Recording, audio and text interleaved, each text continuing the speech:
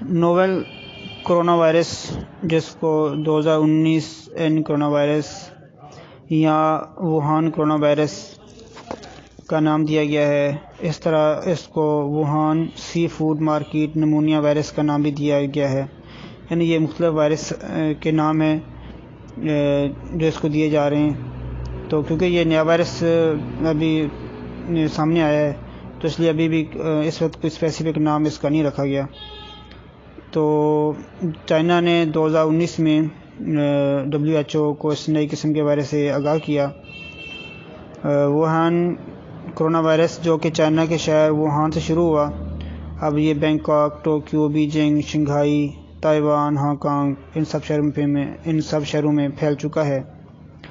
کچھ لوگ کہہ رہے ہیں کہ یہ سانپ سے پھیلا ہے، اور کچھ کہہ رہے ہیں کہ چمگادڑ سے پھیلا ہے، اور کچھ لوگ یہاں تک کہہ رہے ہیں کہ یہ چوہوں سے پھیلا ہے، کیونکہ چائنا کے جو افراد ہیں وہ ان سب چیزوں کو بڑی شوق سے کھاتے ہیں۔ اب کوئی خاص وجہ نظر نہیں آئی کہ یہ کہاں سے پھیلا ہے، بہرحال یہ سب مفروضے ہیں۔ اس کے علاوہ اس کی جو علامات ہیں وہ سارس کرونا وائرس سے ملتی جلتی ہیں۔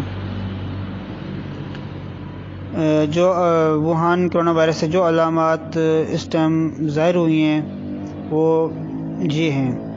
تقریباً 90% افراد میں بخار کی علامت ظاہر ہوئی۔ اس کے علاوہ خشک کھانسی، عمومی کمزوری، تھکاوٹ، سانس میں تنگی اور جیسی علامتیں ظاہر ہوئی ہیں۔ اب ہم آتے ہیں ہومیوپیتھی کی طرف کہ ہومیوپیتھک طریقہ علاج کس طرح ووہان کرونا وائرس کے علاج میں مددگار ثابت ہو سکتا ہے۔ یہاں پہ یاد رکھیں کہ ہومیوپیتھک طریقہ علاج میں وہ سب ادویات جو فلو، نزلہ، زکام، چیسٹ انفیکشن میں استعمال ہوتی ہیں، وہ سب ادویات اپنی علامات کی روشنی میں استعمال ہو سکتی ہیں۔ مثلاً ایکونائٹ، برائیونیا، انفلوئنزیم، فیرامفاس، اینٹی ٹارٹ، سپونجیا، ایلیم سیپا۔ اس کے علاوہ بیسیلینیم، ڈپتھرینیم بھی استعمال کر سکتے ہیں۔ اگر جسم میں درد کی کنڈیشن ہو تو آرنیکا، بپٹیشیا، آرسینک البم، ہیپر سلفر، نیٹرم سلف ان ادویات کی طرف غور کیا جا سکتا ہے۔ اور بچاؤ کے لیے ایکونائٹ، آرسینک البم، جیلسیمیم کو استعمال کر سکتے ہیں۔ اگر اس کے ساتھ لیور انفیکشن بھی ساتھ ہو جائے تو پھر کالڈس میجانس اور چیلیڈونیا مدر ٹنکچر میں استعمال کر سکتے ہیں۔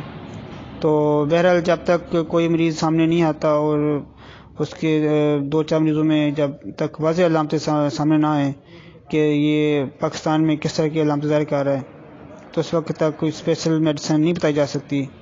تو اللہ کرے پاکستان اس سے محفوظ رہے۔ تو امید ہے یہ معلوماتی ویڈیو مفید ثابت ہوگی۔